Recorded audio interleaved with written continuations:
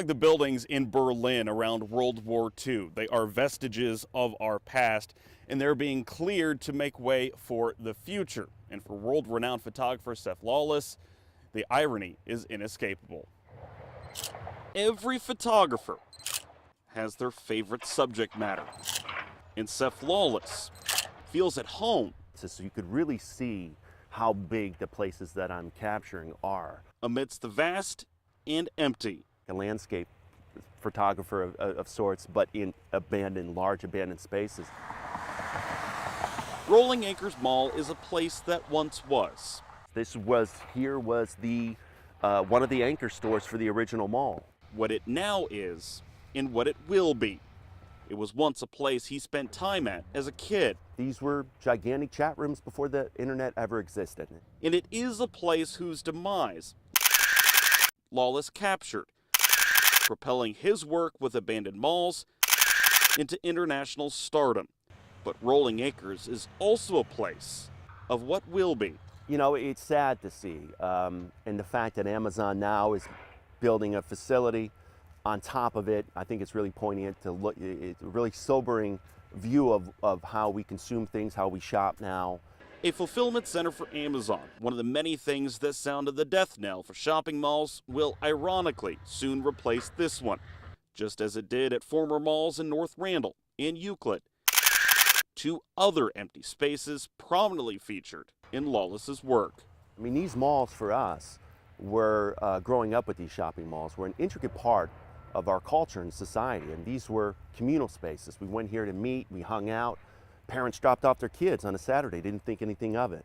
Every photographer has their favorite subject matter, and Lawless's passion is enough to fill this empty space. Yeah, that's part of the mall there that they're getting rid of. His soon-to-be-released new book delves into the deaths of 20 other malls across the country.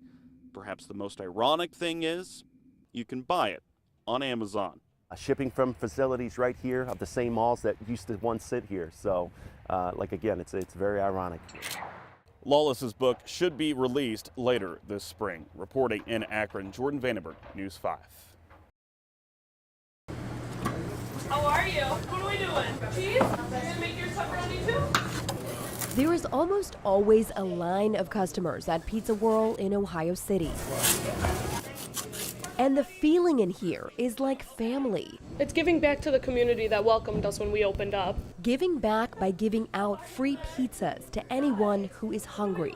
Right by the sign, you can go ahead and pick out a card. People have already left messages for you guys. The messages inside stuck to a board by the register. The signs out front, handwritten in crayon, are simple. Hungry? No money? Come inside to get a prepaid one-topping pizza.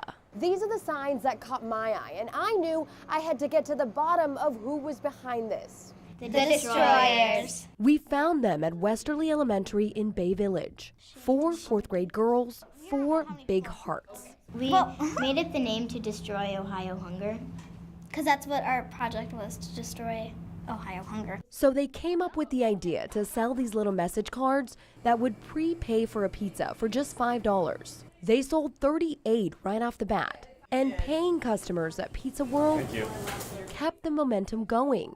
Our board has been filled up with cards people have been purchasing, they keep on purchasing. It just kind of blew up, and all of a sudden, every morning around 11 o'clock, we have a line out the door for people that are hungry. A project the Destroyers team never expected would go this far, especially because it wasn't easy to even get it started. And we called a lot of restaurants to see if they would do it. And Pizza Whirl was the only one that answered positive. The only reason we said yes, I'm from this neighborhood. I was born and raised down here. So I know the people down here. I know a lot of people need the food. Plus it's cold outside. Come in from the cold, get in here, get a free pizza, relax. People do need it. These people, the ones who need it, the ones who are so thankful for a hot pizza. It's all about the world's best pizza. A warm place. Lead it. A man actually bought 2 of the cards, and on one of them he wrote, "I was there too." So I'm not exactly sure what that means, but it might mean he might have been homeless at some point. 4 fourth-grade girls and a family-run pizza shop. An unlikely pairing, an incredible mission. I feel proud. I just feel proud, and like again, I couldn't believe we actually did it. Like 4 fourth graders could do that. And no signs of slowing down. Thank you, darling.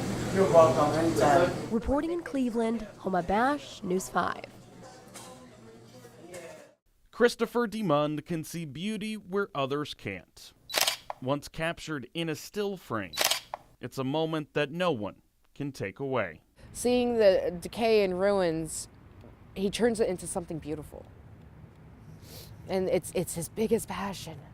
That's all he wants to do with his life. He's one part photographer, another part soldier. That unique blend of bravery and bravado, creativity and compassion. DeMond's military career ended prematurely by a bomb in Iraq. His sister Ashley says it opened the shutter to what would become his life's work. He's throwing himself into his photography, trying to take pictures of things that he thinks people are going to think is beautiful and bring a smile to their face. That's what brought him to 36th and Euclid Thursday, walking alone, head buried in his phone. A group of men followed and demanded the device. DeMond resisted. To drive for 7 hours, not knowing if you're going to come to see your brother alive and wish him well, or to plan his funeral. I would never wish that on my worst enemy. I would not wish that on anybody. DeMond now lay in a hospital room, critical, as his family remains bedside. The single shot ricocheted throughout his internal organs. It's unknown if he will walk without help again. He didn't deserve this in any way, shape, or form. I have never understood the mental capacity of somebody to want to hurt somebody else. It's especially somebody that they don't even know. I could never understand what goes through somebody's mind to do that. The shooting was captured on surveillance, but the accounts of eyewitnesses are needed now more than ever. What if it was their brother? What if it was their father, their son? You know? My mom's baby boy is laying in a hospital bed. DeMond's attackers took his phone and nearly took his life.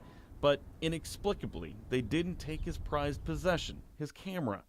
He has a way of finding beauty where others can't, and that's something that no one can take away. There's nothing anybody can do. All I want to find the people that did this to him.